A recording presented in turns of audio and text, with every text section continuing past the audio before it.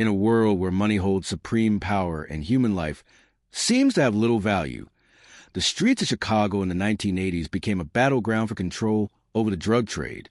A notorious gang, known as Rukn, seized power, using their wealth, heavily armed members, and international connections to dominate the city's drug market.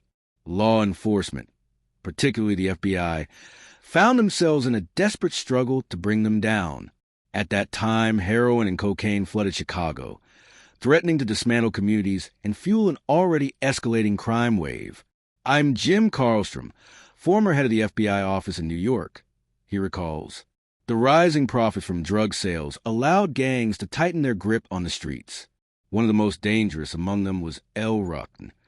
Recognizing the threat posed by this group, the FBI, in collaboration with local police, launched an aggressive crackdown. However, what started as an effort to dismantle a drug empire soon uncovered something even more alarming, a sinister terrorist conspiracy. By the early 1980s, Chicago had become one of the most dangerous major cities in America. Violent drug gangs transformed the city's South Side into a war zone. In response, the FBI established a specialized task force dedicated to combating organized crime and drug trafficking. Their primary target? Rukn. Ellen John Podliska, a U.S. federal prosecutor based in Chicago, explained the gang's operation. Their business revolved around narcotics, primarily heroin and cocaine. They wanted full control over the South Side's drug trade. Anyone who attempted to sell drugs in their territory had to pay a fee or face deadly consequences. Their reputation as the most powerful and ruthless drug organization in Chicago was well earned. By the spring of 1985, internal strife began to shake the gang. Several members tried to break away and carve out their own share of the market. However, Rukn's leadership wasn't about to let that go unanswered. Retaliation was swift and brutal, leading to a deadly conflict that paralyzed the South Side in a wave of violent turf wars. The rising murder rate left the FBI feeling powerless. But in May of that year, a critical break came when an informant provided key intelligence. A group of Rukn members had fled Chicago and were hiding in a house in Cleveland. Many were already wanted for murder. The FBI swiftly organized a raid. Don't move. Get down on the ground. Agents stormed the hideout, arresting several members, including a high-ranking figure, Anthony Samnier. His capture was a major win for the FBI, as he possessed inside knowledge of Rukn's operations. If they could convince him to cooperate, it could mean the beginning of the gang's downfall. Samnier underwent an intense 4-hour interrogation. Initially reluctant, he eventually confessed to a double homicide in Chicago and admitted he was in deep trouble. Desperate for a way out, he agreed to provide information in exchange for a lighter sentence. His testimony revealed something far more dangerous than just drug trafficking, an ongoing power struggle within Rukn and a disturbing link to terrorism. The organization, he claimed, wasn't just a gang.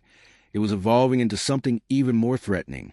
And at the heart of it all was one man, Jeff Fort.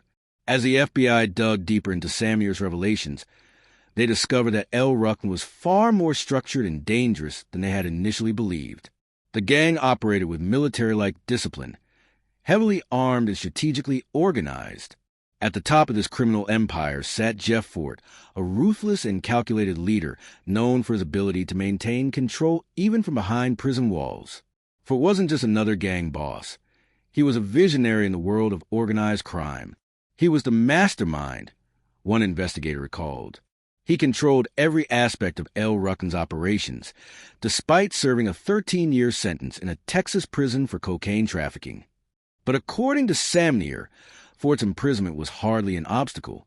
He continued running his empire, using a simple yet effective method: payphones. Authorities had long suspected Fort maintaining direct communication with his gang, but Samnier's testimony confirmed their worst fears. He described how Fort issued orders from prison, instructing his subordinates on drug shipments, extortion, and even acts of violence, all through coded conversations.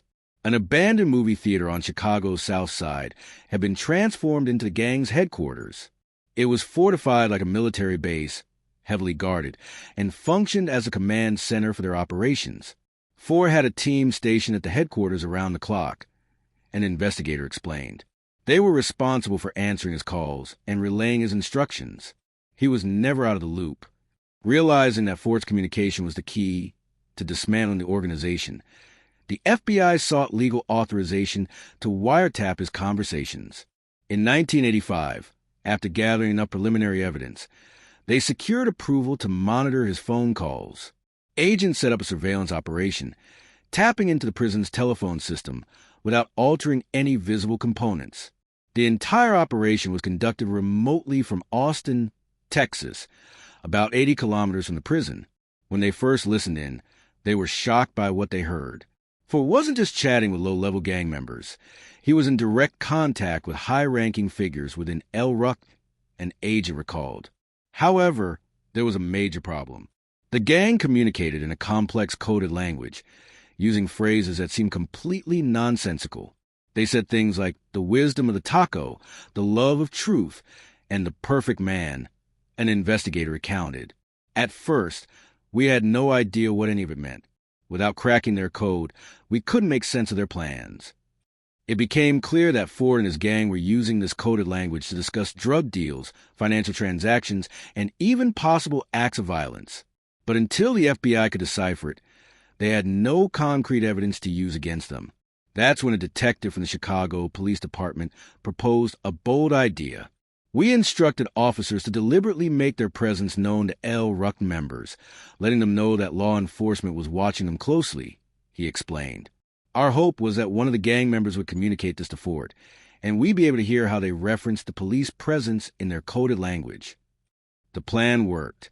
Shortly after, the FBI intercepted a conversation in which a gang member informed Ford that an officer had stopped by the headquarters. When relayed in code, the phrase "a visit from the wind" was used. That was the breakthrough the FBI needed. They had discovered the gang's term for police presence. From there, they began the painstaking process of decoding more words. Eventually, they unraveled one of their most crucial phrases. The perfect one was actually code for marijuana, but progress was slow. After 2 months of intensive monitoring, the FBI had only managed to decipher a handful of terms. Even more troubling, they realized that Rukn had other phone lines in their headquarters that weren't yet being tapped. To gain a complete picture of the gang's operations, the FBI made a critical decision to move their surveillance operation from Texas to Chicago and tap into all of Rukn's communications. By December 1985, a new phase of the investigation began. Agents installed additional wiretaps on phones inside Rukn's headquarters. But just as they started making headway, they encountered an unexpected setback. The gang had changed their code. We started hearing completely different phrases, words we had never encountered before, an investigator said. It was obvious that they had somehow figured out they were being monitored. Faced with this new obstacle, the task force had no choice but to start over. Hours upon hours were spent analyzing recordings, searching for patterns, and trying to reconstruct the new code from scratch. Eventually, agents began noticing repeated references to specific locations, New York and Libya. That last detail raised alarm bells. Why was a drug gang in Chicago talking about Libya? The FBI knew they had stumbled onto something far bigger than just organized crime. They were now dealing with a potential national security threat. As FBI agents continued analyzing Rukn's cryptic conversations, one detail stood out: the repeated mention of Libya. At first, it seemed out of place. What business would Chicago drug gang have with a North African nation? But the more they investigated, the clearer it became. This wasn't just about drugs.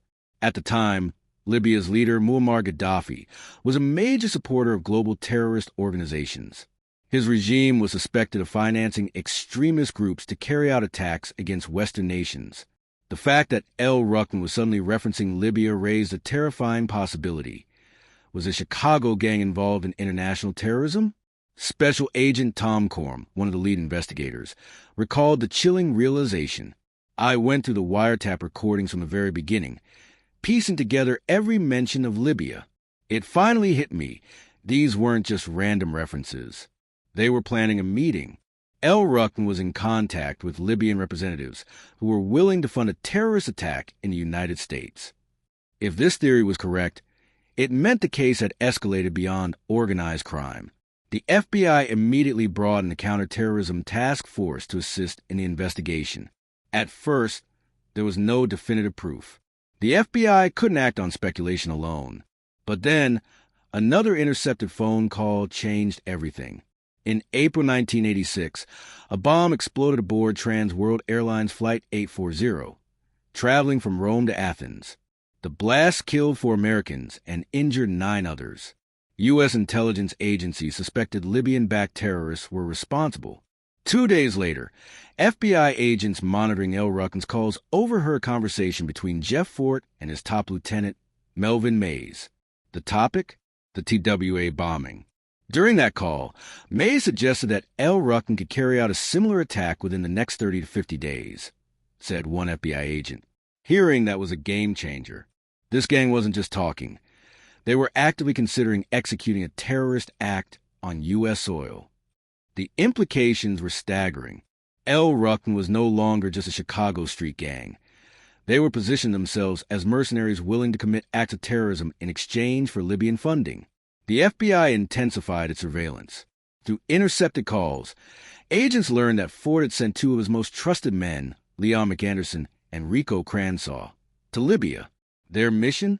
To convince the Libyan government that L. Rukn was capable of carrying out terrorist attacks on their behalf.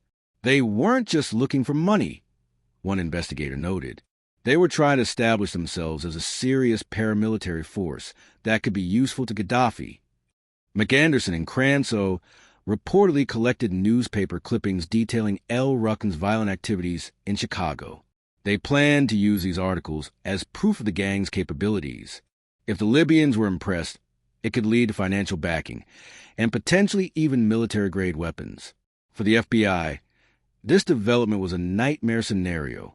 If L. Rukn successfully aligned itself with a foreign government known for sponsoring terrorism, the consequences would be catastrophic. The agents tracking the gang's activities faced a critical challenge, preventing McAnderson and Cransaw from securing Libyan funding.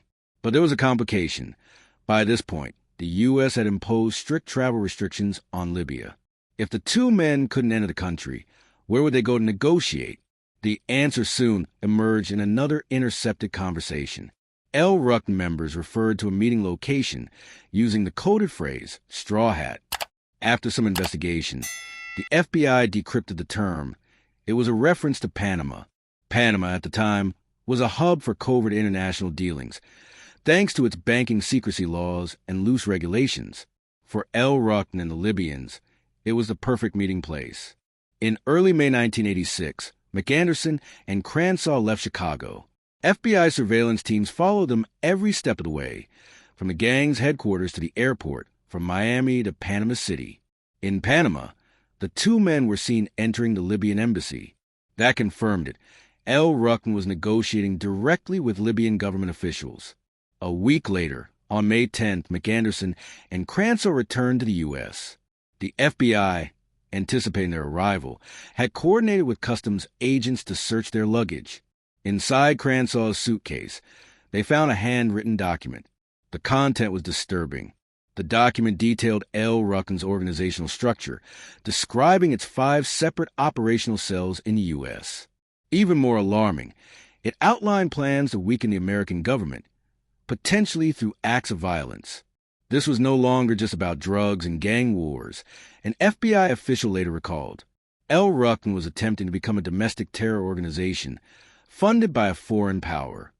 The next day, Jeff Fort called his men.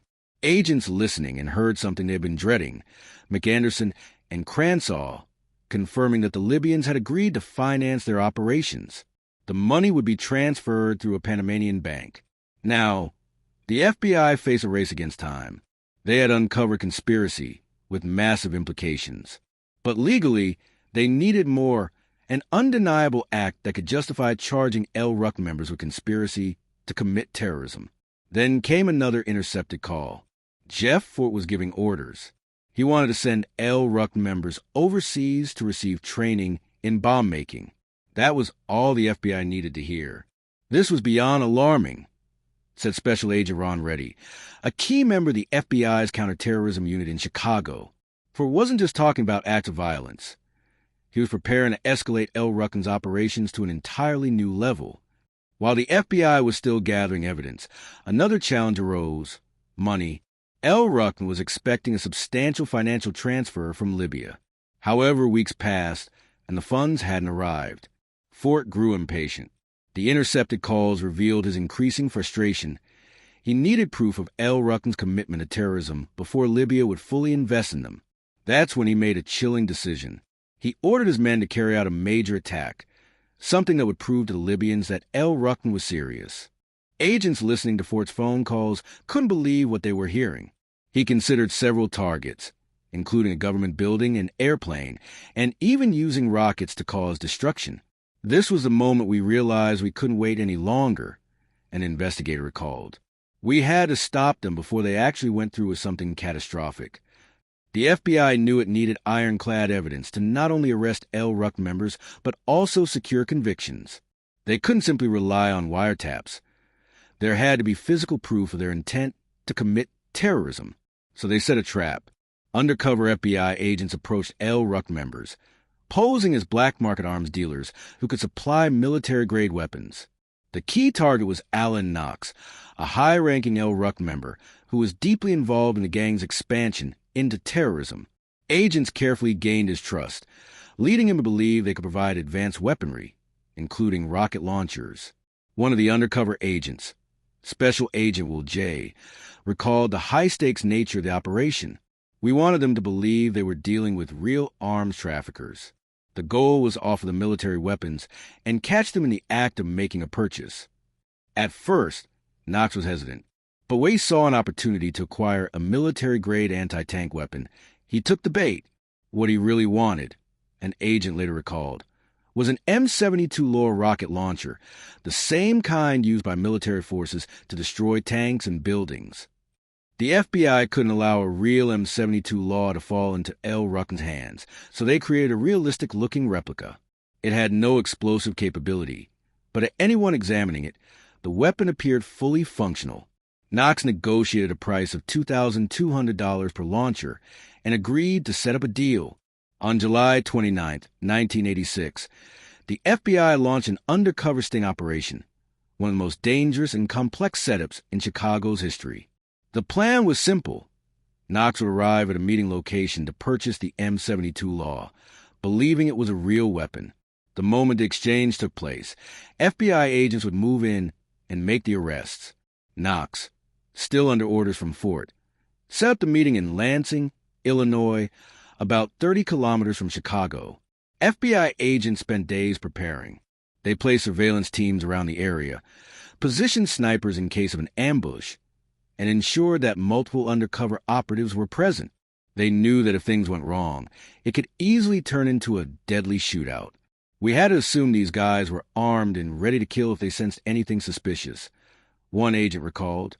As night fell on July 31st, 1986, two Rukn members arrived at the meeting spot, a small motel on the outskirts of Lansing.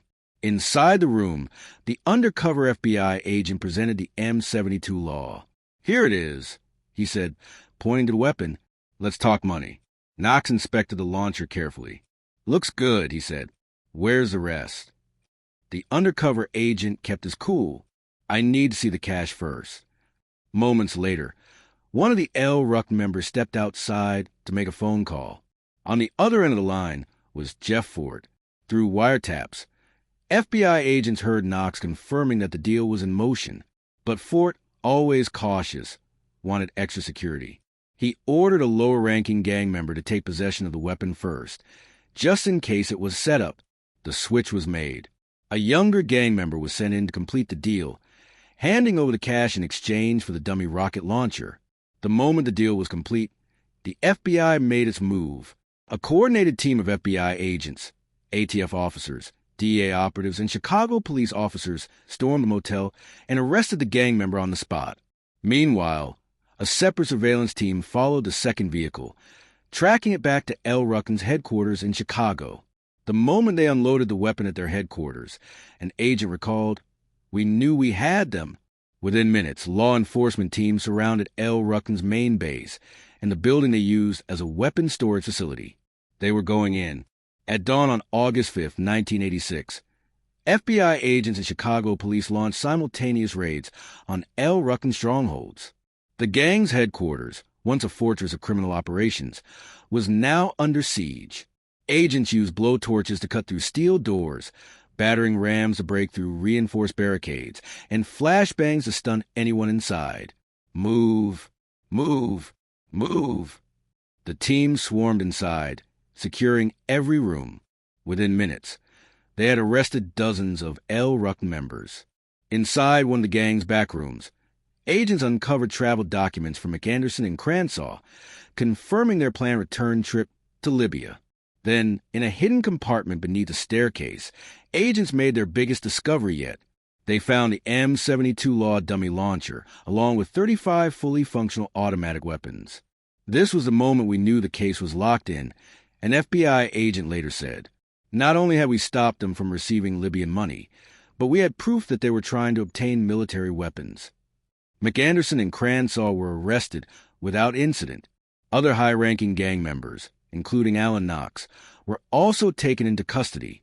However, one person was missing, Melvin Mays. He had managed to escape before the raid and would remain on the FBI's most wanted list for nearly 9 years. Despite this, the case against Rukn was now airtight. With mountains of evidence, the government was ready to take down Jeff Fort and his entire criminal empire. The trial that followed would become one of the most significant domestic terrorism cases in U.S. history. Jeff Fort, despite already serving time for drug-related crimes, was about to face an entirely new legal battle. The government's case against him was built on wiretap recordings, eyewitness testimonies, financial transactions, and the attempted purchase of military-grade weapons. The trial began in October 1986. Fort, ever the strategist, attempted to portray himself as a revolutionary rather than a criminal. His defense attorneys argued that the government had entrapped him, but the sheer weight of the evidence made this claim difficult to sustain. The wiretap recordings were damning.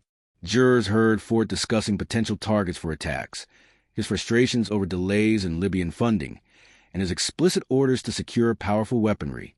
FBI agents testified about the deciphered code, explaining how the gang had planned to disguise their operations through cryptic language.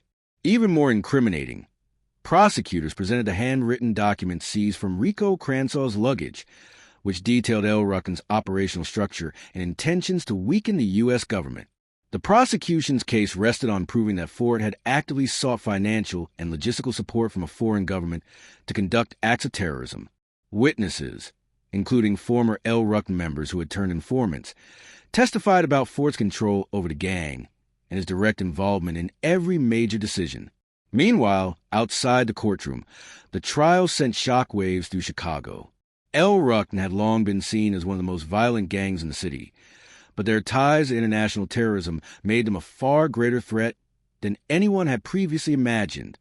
One of the most crucial moments came when the prosecution revealed the intercepted conversation between Fort and Melvin Mays. The jury listened as Mays suggested a terrorist attack in the U.S. within 30 to 50 days, followed by Fort's approval. This was the evidence that tied Rukn directly to plans for large-scale violence. Despite Fort's attempts to undermine the case, the evidence was overwhelming. In May 1987, Jeff Fort was found guilty of multiple charges, including conspiracy to commit acts of terrorism, illegal weapons possession, and misuse of interstate facilities for criminal purposes. His sentence was severe, 80 additional years in prison. Other high-ranking members of Rukn, including Leon McAnderson and Rico Cransaw, received over 50 years each for their roles in the conspiracy. But Melvin Mays remained on the run. He had managed to evade capture before the raids and became one of the FBI's top 10 most wanted fugitives. For years, he eluded law enforcement, moving between cities under different identities. It wasn't until 1995, nearly a decade later, that Mays was finally caught. His trial ended swiftly with a sentence of 3 consecutive life terms. With Fort and his key lieutenant behind bars, Rukn was effectively dismantled. The gang's operations crumbled, its leadership wiped out, and its members scattered or incarcerated.